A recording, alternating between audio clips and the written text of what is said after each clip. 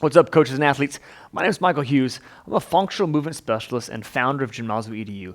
And it seems that the waters have been muddied around what muscle imbalances really is and how you should approach fixing it. So in this video, I'm going to clear the confusion up and give you some strategies on how to approach addressing any type of imbalance with your clients.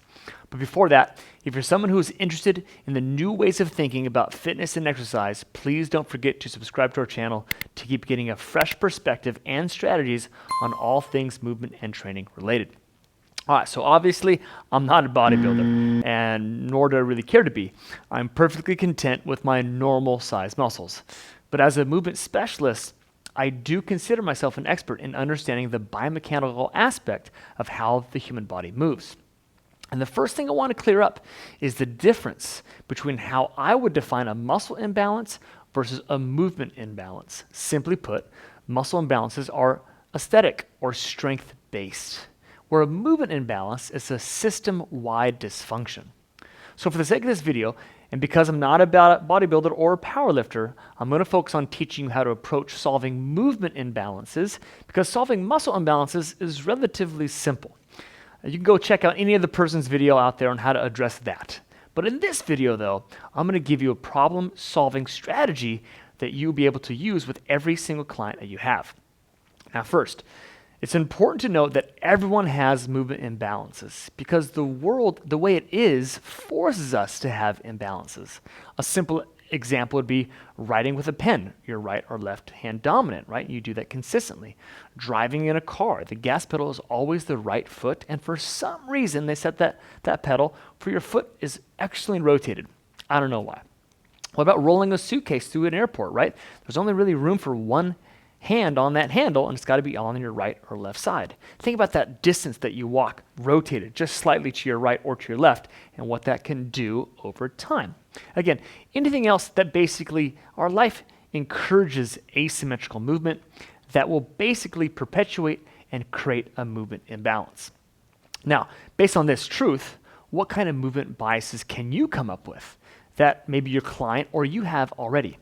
Now, can you brush your teeth better than one hand and another hand? And can you kick a ball with one foot better than the other foot, right? I bet you can. So drop a comment below and let me know what you have seen with yourself or with your clients and athletes that they presented to you as a movement bias. All right, so if everyone has an imbalance and everyone is different, how are you supposed to figure out what's causing those imbalances? Well, let me start with this. Any kind of movement-related dysfunction is a multidimensional problem, meaning there are lots of different causes of why someone has a particular movement imbalance, and it goes beyond just the physical. Someone's belief systems, their self-esteem, their ego, their experiences all play a role in how someone moves. For example, all those guys out there walking into a 24-hour fitness or something like that, with their shirts off and their chest pulled out, well, they certainly have a level of confidence that affects how they move versus someone with, let's say, low self-esteem, incredibly low self-esteem, probably has much more of a hunched over and kind of like a forward lean posture. And that's also going to affect how they move. And those are just simple examples. But because there are so many different behavioral layers that cause movement imbalances, we're going to start with how to look at the many layers of how to approach fixing those imbalances from a physics and biological view. So let me try to break down those layers for you just kind of real quick. An environment imposes physical and biological circumstances to the body. Fair enough? Well, then, how do the nerves respond to that? Now, I'm talking more about the proprioceptors here, right? The movement nerves. But they're all nerves play into a biological circumstance as well. So then how are the muscles and the fascia connective tissue able to respond to those nerves' communication? Like, is the muscle actually primed, ready to go? Like, has that neurological signal been passed through that connection often? Is the body ready for that, right? There's a lot of things that can kind of not necessarily go wrong, but not be fully ready to go. Then after that, how do muscles manage the load response to the joint's capacity? Now that physics is coming through, right, do the muscles have the tensile strength? Do they have the elasticity? Are there enough fibers in there that are not so bound down and kind of gunked together that would allow a full load to happen? And do the joints have the full capacity as well? Are there nicks in the meniscus? Are there different little tears and things that happen from previous injuries, scar tissue that is built up? Okay, then how do the nerves and joints respond back from the muscle force production? Right, then as it comes down, it has to shoot back up. So we're talking about quite a bit of an outline for you to consider. And now that we have this little bit of framework, how is movement produced? We can start to reverse engineer these imbalances, right? Got to think about that outline and then think about the reversing of that process to really come down to a long-term solution. So here's a case study that I'm going to help to demonstrate on how I typically go about solving for movement and programming with a movement imbalance. So I have a case study, and this particular client has anterior hip pain on the right-hand side when she goes running. Now, it's on her push-off leg. We call that transformational zone 2, or when in gait cycle, when the foot is behind you. It's about to propel and push off. And when she goes running, that anterior hip, called the hip flexor region, shoots pain. It sends a signal saying, not loving it, please stop doing it. And it's been there for a few years, but definitely very, very hard, like very pronounced in the last 8 weeks. So we have to start and kind of think about this particular case study and how are we going to break this down to understand how to solve for this thing. So I'm going to ask you a few questions. I'm going to give answers. Not a full detailed answer, but a good enough answer to kind of keep your mind thinking, right? So where do I start? Well, I want to start with an intake, right? I want to start with an intake of understanding different aspects. So in this intake, this is a real life client. She is in the medical profession, so she's standing up and working at intense times and then sitting down and doing a lot of documentation. So she actually spends most of her day sitting. She's in her mid-40s. She's had 3 children, all natural births. And through that process, she's stayed relatively fit. But she also has incontinence, which incontinence is a real fancy word for saying that she leaks a little urine as she does jumping activities. So from that knowledge, we know that there is probably some pelvic floor imbalances, along with anterior hip imbalances. Pelvic floor is essentially the base of your torso, in between your legs, that feed up into the very bottom or base of your pelvis. There's a lot of muscles in there, and we're going to talk about that a little bit more and why that's really important, or why that we need to consider that. All right, so with that knowledge set, right, there's more to it, but that's kind of the basics of what we want to know. What movement data do we collect? Well, from that, we do a movement assessment. And we like to do a 3-dimensional lunge and balance assessment called 3D maps. Well, right away, the first motion is an anterior lunge, posterior hand reach. Well, that definitely exposes and recreates the running position from the lower body down on how that hip works. And guess what? Boom, that hurt. The stretching, the loading of that muscle created dysfunction. What about from a stability standpoint? We stood on that leg, we reached all the way out, and her motion pattern also caused dysfunction or pain at that spot. In fact, standing on her right side, she could probably reach about, just for relative speaking, 2 feet out. But standing on her left side, she could reach like 3 feet out. So she didn't have the range of motion on that front hip as well. As she went to the posterior chain, she reached back down, and when she loaded into her left hip, she felt a pinching sensation in her right front side. Interesting. Not necessarily pain, but like a binding sensation. Okay, so that tells me some more information about what's going on. From a stability point, it was the same thing. As she hit in the frontal plane, she went to her left and right lateral chains. These were very gunky, very iffy, and very much like, I feel discomfort, slight pain, but not as much as the anterior. But she didn't have a good, clean range of motion getting through her adductors, especially when she decided to do a single leg. She stood on her left side, she would slide out pretty far, but when she stood on her right side, her range of motion was significantly reduced. Consider, adductors were the primary movers of that motion pattern from the lower body. And then, as she went into rotation, boom, coming through, also limited going to the left. Again, not being able to access the adductors in the transverse plane as she rotated through. Okay, what's all this mean? Again, still putting it together. As she went through opposite frontal plane, a lot of motion through the left hip, Going through the right hip, achy. Just didn't have the slide, didn't have that ability to kick on through. Interesting.